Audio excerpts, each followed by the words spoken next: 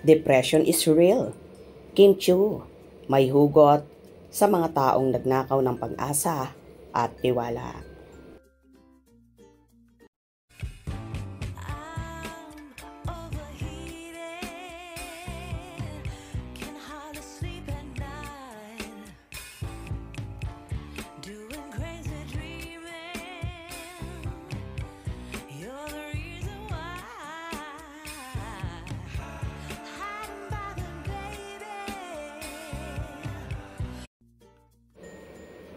Tuloy-tuloy nga ang naging tweet ng kapamilya at TV host sa actress na si Kim Chiu sa X, dating Twitter.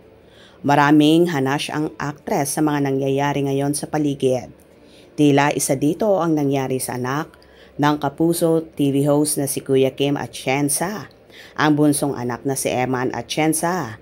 Nakakalungkot na isipin na dahil sa mental health at bullying issue, isang dalagita ang tinapos ang buhay dahil hindi nakayanan ang pang-aapi at mapanghusgang tao na idinadaan sa social media, ang pambubuli at masyadong judgmental sa mga tao na kahit hindi naman nila kilala ng personal. Ay ang bilis magbigay na maaanghang na komento dahil dito nag-ingay nga si Chinita Princess sa kanyang ex account. With everything happening around us lately, it's easy to forget the simplest yet most powerful thing we can give, kindness. Behind every smile is a story. We don't see battles people fight quietly. Pain they hide behind laughter and struggles they mask with strength. The world doesn't need more opinions or harshness. It needs more hearts that choose to understand, more people who choose peace over pride, empathy over ego. Please spread kindness. R.I.P. Eman Atienza. I don't personally know her, but saw clips online. Minsan, kailangan gamitin sa tama ang kabaitan at pag-unawa, lalo na sa mga taong nagnakaw, hindi lang ng pera, kundi ng tiwala at pag-asa. Ang gulo ng mundo. Sana maranasan natin ang totoong ginhawa. Lord, kayo na po ang bahala. Protektahan niyo po kaming mga Pilipino laban sa mga sakim at mapagsamantala. Hindi basta-basta ang tinatawag na anxiety or depression. Buti na lang matapang at matatag si Kimi sa lahat ng problema. Kasi talaga kahit hindi nga sa atin ibinabato yung mga pangbabash nila, affected pa rin tayo. Paano pa kaya yung tao mismo na binabash nila araw-araw? Walang palya. Minsan nga napapaisip ako bakit ayaw nilang ipagtanggol mga sarili. Kasi binabasa ko pa nga lang mga pangbabasya kanila, talagang nakakaloka na. Buti na lang talaga, matibay sila.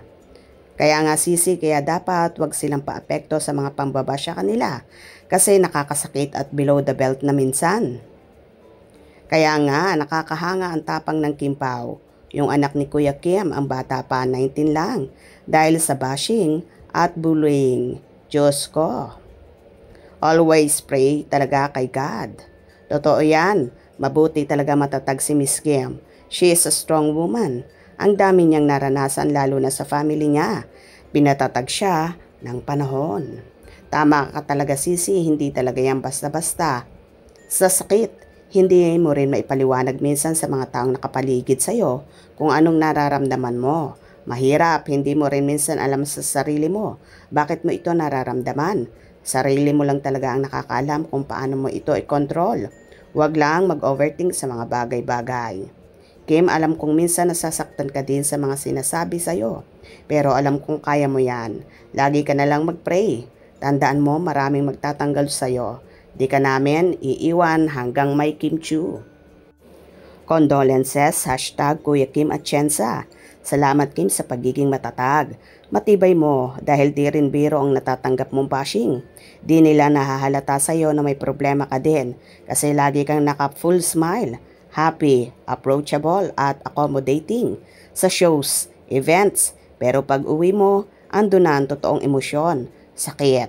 Salamat din sa pamilya mo. Totoong mga kaibigan, fans, at si Paulo. Tama ka, Kim. Kaya sa mga bashers, dapat isipin muna kung di kayo makakasakit ng ibang tao. Sana maging lesson ito katulad kay Kim na below the belt na minsan ang comment ng iba. Bakit nga ba ganito ang mundo? Lalong higit sa social media, masyadong mapang-api, mapanghusga. Kaya naman, maraming mga tao minsan ang hindi nakakayanan at kinikitil na lang ang sariling buhay. Pray lang tayo palagi kapag nakakaranas tayo ng bullying or kung ano pang masasakit na salita sa mga kapwa na hindi naman natin kilala. Like Kim, maging strong tayo at palaging magdasal. Hope you enjoyed. Please subscribe for more info.